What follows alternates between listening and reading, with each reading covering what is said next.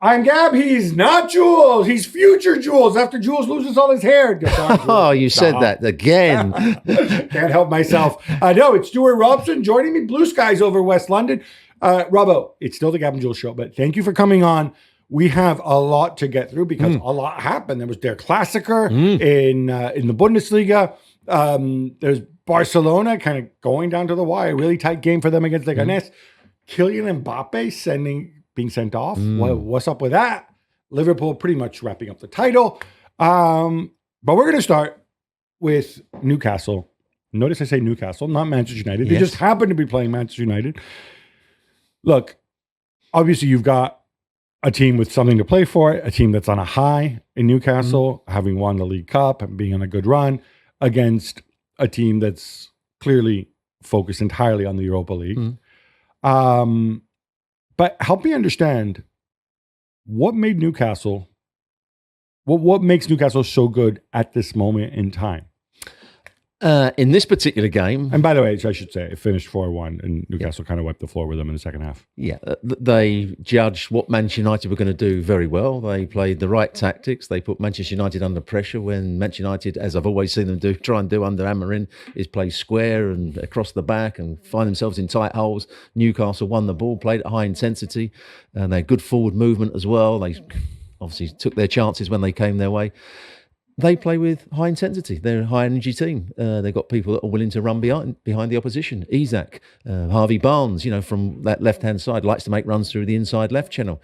Murphy's playing some of the best football he's played at the moment. And a player that I know you would like, Tonali, is looking the player that everybody thought he was when he was first in Serie A. That midfield, Tonali, Bruno Guimaraes, and Joe Linton, obviously getting a lot of praise. By the way, they're doing it without Anthony Gordon, who's supposedly their second biggest attacking threat. At the back, too, Tino Livramento obviously had that bad injury a while back. But it looks to me like in terms of attacking fullbacks, and playing on the left-hand side as well. When I saw him play for Chelsea's youth team, he was magnificent as a right wing-back, come right full-back, getting forward, getting crosses into the box. He's now playing on the left-hand side and doing exactly the same, from that side of the field, which allows Trippier to come and do what he does down the right-hand side, deliver great crosses into the box. I think Paolo Maldini showed a few years ago that it doesn't really matter if you're on your wrong foot. I can't believe I just mentioned Livramento and Maldini in the same sentence. On to United, he dropped Onana, and I just want to get to this. Or he gave Onana a rest because of the issues or because of the two mistakes he made against Lyon in the Europa League, and maybe also the build-up with Matic. I don't know. We can chuck all that in there when somebody makes a mistake like that. I'm assuming Onana will be back on Thursday, especially based on what we saw. I'd imagine so, because he didn't play well enough to say, right, this spot's mine and I'm going to keep it. This is the kind of thing where some players being dropped for this game will screw them up further, and others will respond positively.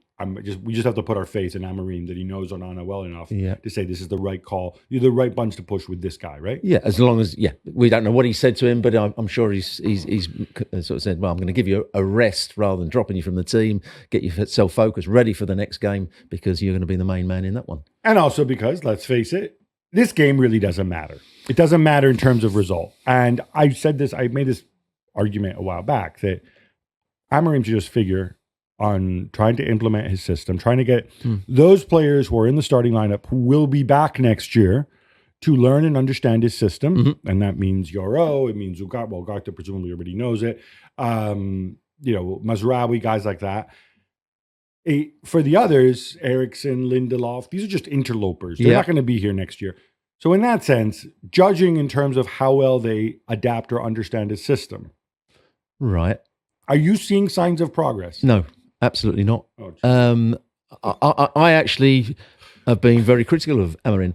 I don't know what he is actually trying to do. He's trying to play a 3-4-2-1 system like but you're talking about a shape.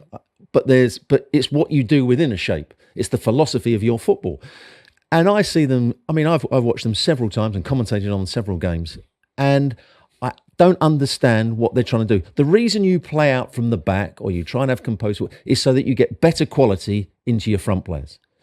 what Manchester United do. They play it to a wide centre half who plays it to a wing back who plays it back to the wide centre, and they go, and the opposition start to press them down and cause them problems, and they lose the ball. That's not good football. All right, let's stick with this, because when Amorim was appointed, obviously because he plays a 3-4-2-1 system, which, by the way, is very much a 3-4-2-1 system. Sometimes you know, we get a little loose with the terms and stuff, but it is quite distinctive. A lot of us did a deep dive on Sporting, so not just the Champions League games, and we kind of figured out why it worked, right? Or why it worked for him. I'm just going to go through some of the characteristics that we found. And so I love having you here. So from your coaching perspective, tell me whether these players have the qualities to do it. So there's a ton of coordinated movement, which obviously that's a coaching thing. You need time to implement it. United have gone deep in the Europa League. They haven't had, you know, he's had a finite amount of time to do that. Hasn't had preseason, whatever, right? But essentially, in his back three, like he often used the center backs, the wide center backs, to progress the ball into midfield. Gonzalo Ignacio, of course, being the obvious one.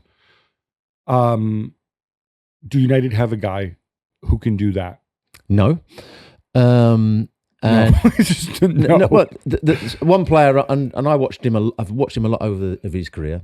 De Ligt. You know, he's played a lot of games for him. I mean, he's not playing at the moment. He's obviously injured, but he's played a lot of games on the right-hand side of the back three. And he's a player that's, at the moment, frightened to come out with the ball.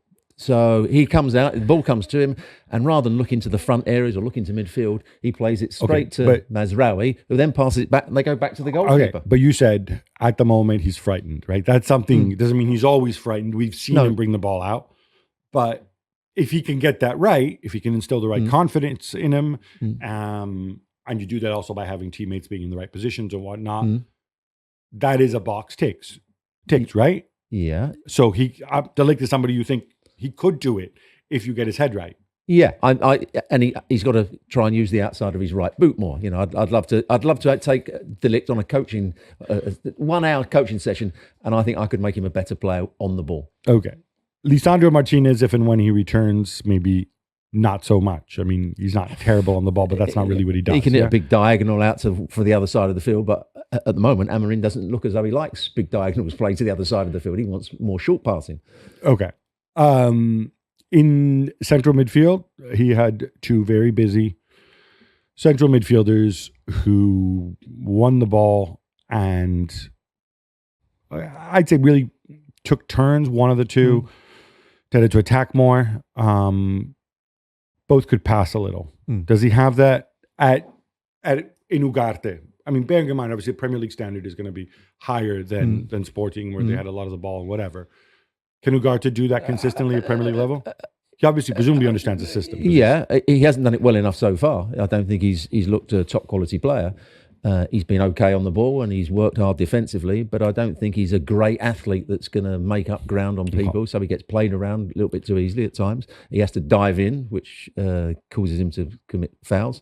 And I don't think he's an expansive passer of the ball. I think he's nice and short with his passing, but not good enough to say he's an outstanding midfield player. Mainu was one of England's best players at the European Championship and had all those attributes that you would think you need. Dynamic, both off the ball when he's chasing back and when he can make forward runs, and a decent passer of the ball.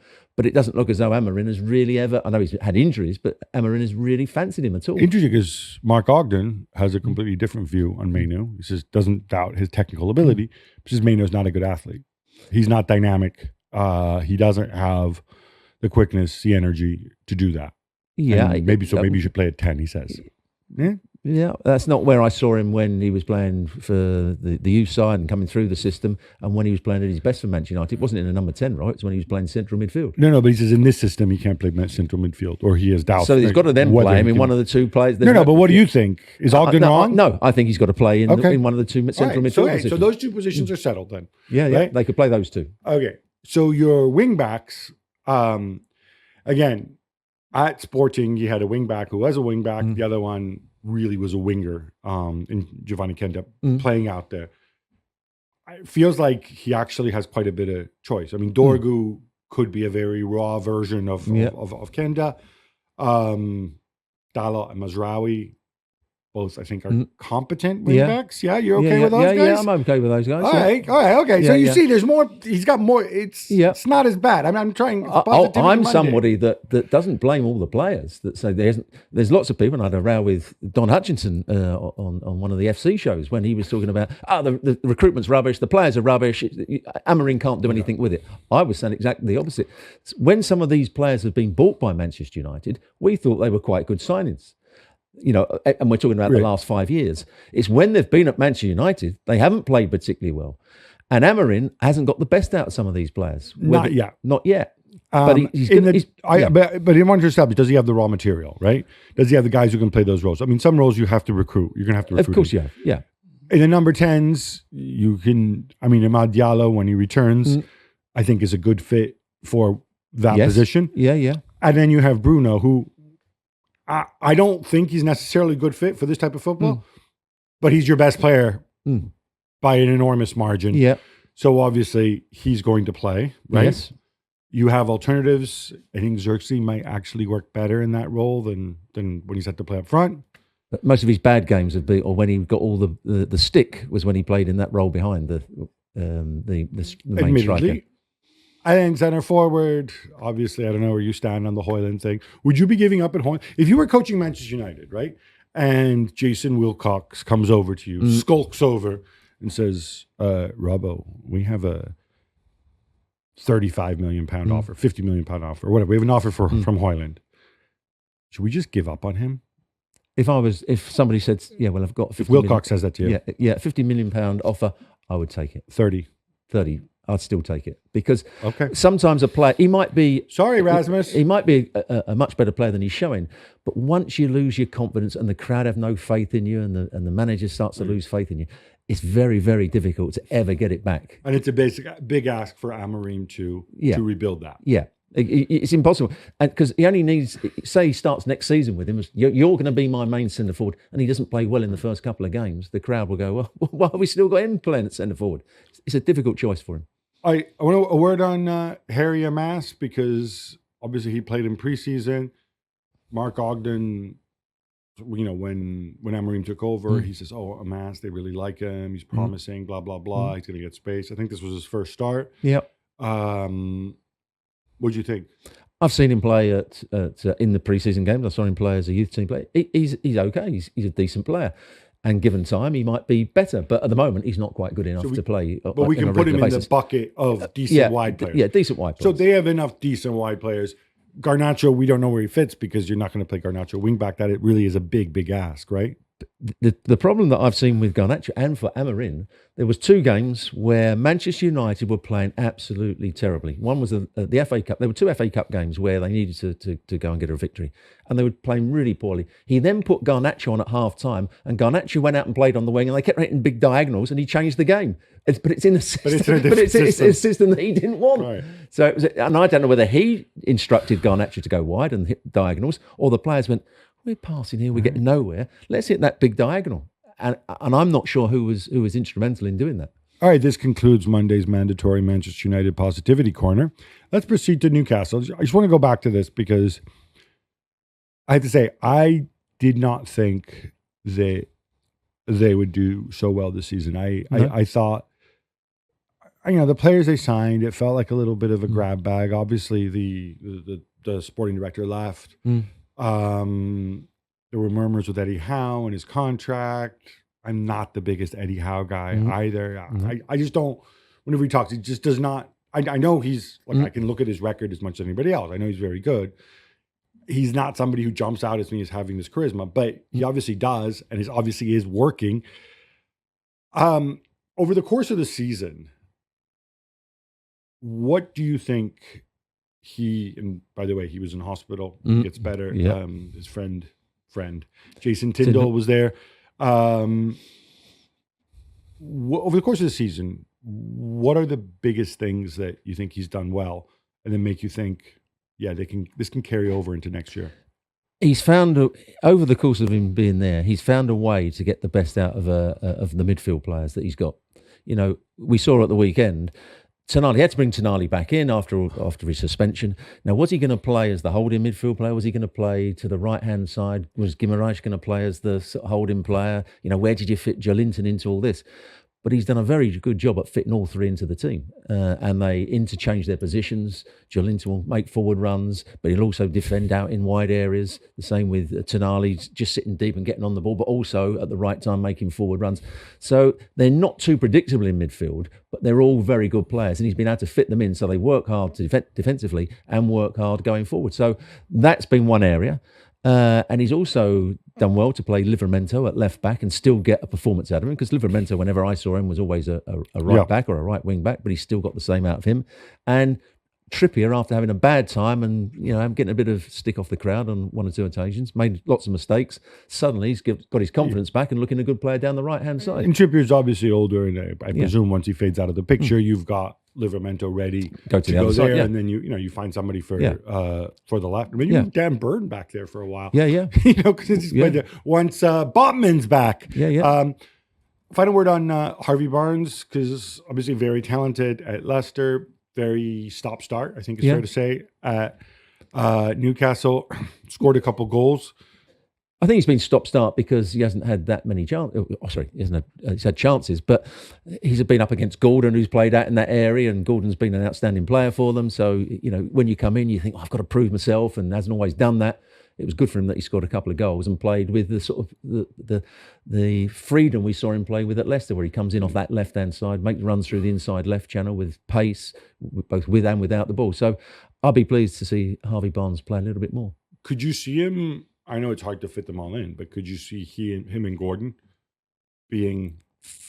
They would have to make an adjustment, obviously. Yeah, being with Isak, because they both like playing on the left. They both side. like the left. I know. Yeah, so that's a difficult thing. They're the Vinicius and Mbappe of Newcastle. I think always that Harvey Barnes is going to be the second string sort of left-sided player to Gordon. Really? Yeah. You don't see him developing into a starter?